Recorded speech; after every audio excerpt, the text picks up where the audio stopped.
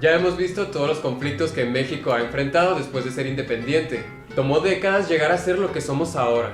Pero bien sabemos, hubo muchas disputas dentro de los siglos XIX y XX. En esta ocasión veremos una más de ellas, la Guerra Cristera.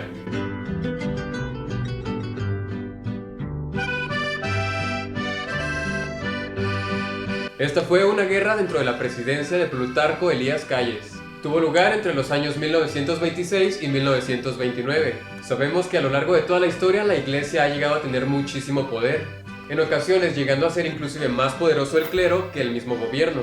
Plutarco Elías Calles le echaba la culpa a la iglesia del atraso económico y político que tenía México en aquel entonces. Calles fue un ferviente promotor de varias ideas y leyes que se consideraban por los cristeros como un ataque hacia Dios, como la escuela laica, la prohibición a los sacerdotes de impartir clases, la legalización del divorcio, entre muchas otras. Hizo bastantes modificaciones en la Constitución de 1917, donde trataba de reprimir la participación de la iglesia en la vida pública de las personas. Los llamados cristeros empezaron a protestar y a ver todo esto como un ataque hacia la iglesia, así que empezaron a tener algunas cosas en contra del gobierno. Y como dejaron de consumir muchísimos productos del gobierno, pues empezó a tener efectos negativos dentro de la economía misma de México. En 1927 ya los cristeros estaban armando muchísimo más, empezaron a haber varios enfrentamientos muy cortos y muy pequeños contra el gobierno. Obviamente, el gobierno pudo sofocar muy fácilmente estos pequeños levantamientos, ya que la mayoría de los cristeros eran personas pobres, eran personas de escasos recursos, trabajadores rurales, etc., que no cumplían con los requisitos como para librar una lucha contra el gobierno. Y la verdad es que hubo así muchos enfrentamientos, muchos, bastantes. Siempre con el mismo resultado, el ejército lograba aplastar a los cristeros muy fácilmente. Mozo. Te amo. Los cristeros no se dejaron opacar por todas las derrotas que habían tenido, cada vez incluso tenían más miembros, llegaron a convertirse en un ejército, el ejército cristero, tenían su propia bandera y todo. En el Vaticano, el Papa expuso la situación que México estaba teniendo hacia el resto del mundo.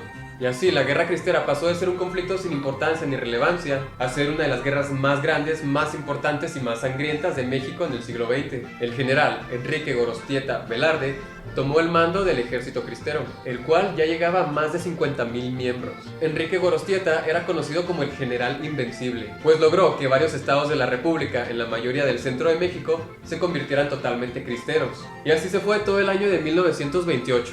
Enfrentamiento tras enfrentamiento, a veces ganaban, a veces perdían, pero siempre con los mismos resultados. O ganan o pierden, el que sigue. Ganan, pierden, el que sigue. En realidad no se estaba llegando absolutamente a nada. En 1929 ya ambos bandos estaban totalmente cansados, estaban agotados, tenían muchas pérdidas. Así que finalmente se logró llegar a un acuerdo. Ya con el fin del mandato de Calles en 1929, Emilio Portes Gil tomó la presidencia de México, como reemplazo de Álvaro Obregón porque había sido asesinado víctima de un atentado. Tal vez más adelante veamos eso más a fondo, ya que tiene también que ver con la revolución. Pero volviendo con el fin de la guerra, en el acuerdo se declaraba que se le daba la libertad a la iglesia de continuar con sus ritos y cultos espirituales sin intervenir ya en la política de México.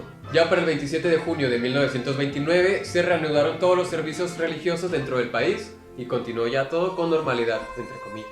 Supongo que este es uno de los datos que la mayoría de los mexicanos siempre tenemos presente porque lo llegamos a escuchar en algún lado, porque nos lo enseñaron en la escuela de manera muy breve, pero pues en realidad fue una de las guerras más sangrientas que azotó México en el siglo XX, como muchas otras que tuvo de las que ya hemos hablado, pero espero que ya haya quedado más aclarado este tema.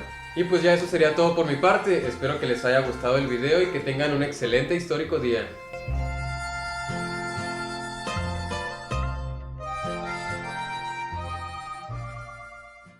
Plutarco Elías Calles, desde que era presidente interino de Sonora, no, mejor eso lo voy a omitir. Plutarco Elías Calles le echaba la culpa a la iglesia del atraso económico, militar y político que tenía México. Plutarco Elías Calles le echaba la culpa a la iglesia del atraso económico y... Plutarco Elías Calles le echaba la culpa... ¿Por qué se me olvida? Es una frase muy sencilla. Plutarco Elías Calles le echaba la culpa a la iglesia del atraso económico y político que tenía México en aquel entonces.